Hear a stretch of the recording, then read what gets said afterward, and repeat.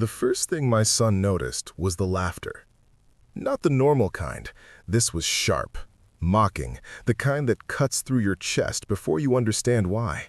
Hey guys, before we dive into today's family revenge story, make sure you subscribe to the channel and hit the like button. And I'm curious, where are you watching from right now? Comment your country and current time below. Alright, let's begin. This is the story of a family pushed to the edge, and what happened next will shock you. I stood frozen in the center of the elementary school auditorium, fluorescent lights buzzing overhead, my palms slick with sweat. My daughter Lily clutched my hand, confused. My son Noah looked up at me, eyes wide, searching my face for answers I didn't have. I had been called there under the pretense of a routine custody clarification. That's what the email said. Neutral, professional, harmless. It was none of those things. My ex-wife Karen stood near the stage with her lawyer and the school counselor. She looked polished, calm, victorious. I should have known something was wrong when I saw my name projected on the screen behind them. "Mr. Carter Hayes," the counselor announced, her voice rehearsed. "Due to recent concerns raised regarding emotional stability and financial irresponsibility, access to school premises will be temporarily restricted." Restricted. The word echoed in my skull. Karen stepped forward, sighing theatrically. "I didn't want it to come to this," she said loudly, making sure every parent in the room could hear. "But the kids deserve stability, not chaos." A few parents whispered. Someone laughed. I turned to the counselor. "Sir, this is a mistake. I've never—" "Sir," the lawyer cut in smoothly, "please don't make a scene." A scene? My kids were standing right there. Karen reached down, gently prying Lily's fingers from my hand.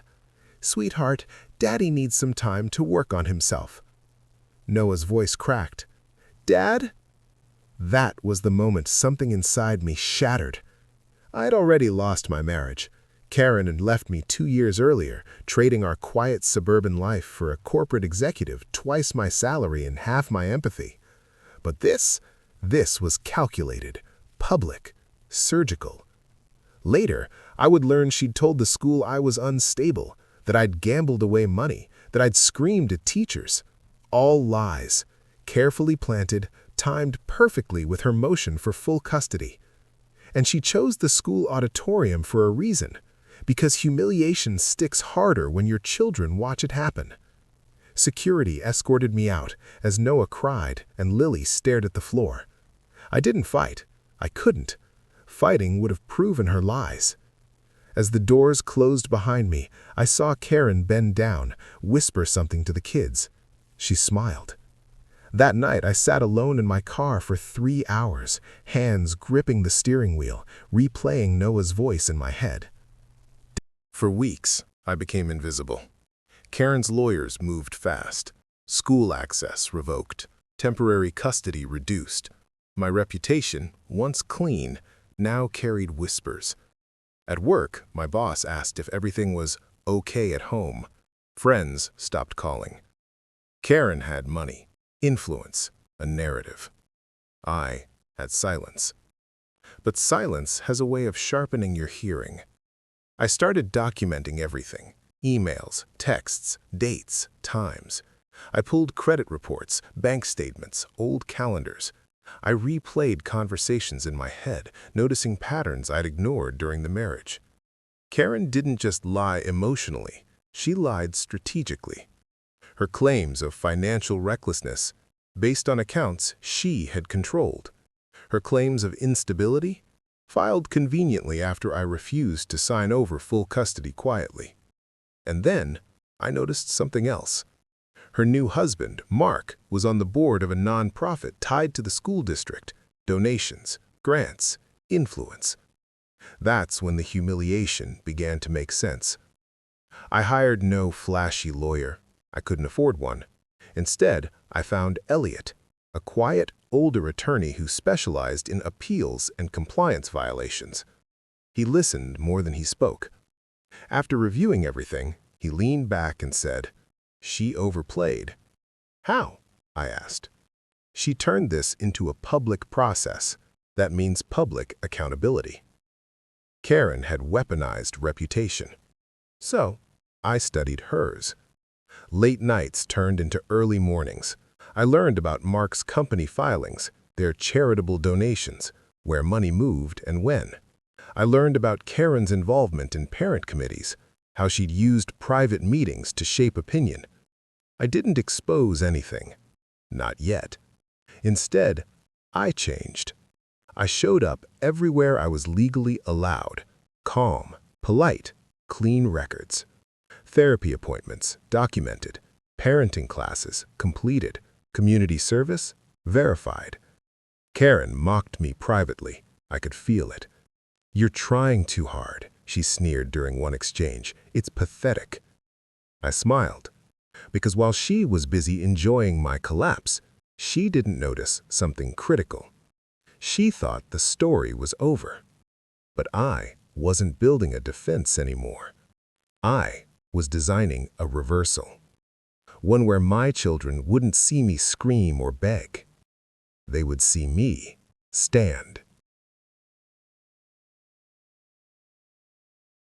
The custody review hearing was scheduled 6 months later. Karen arrived confident.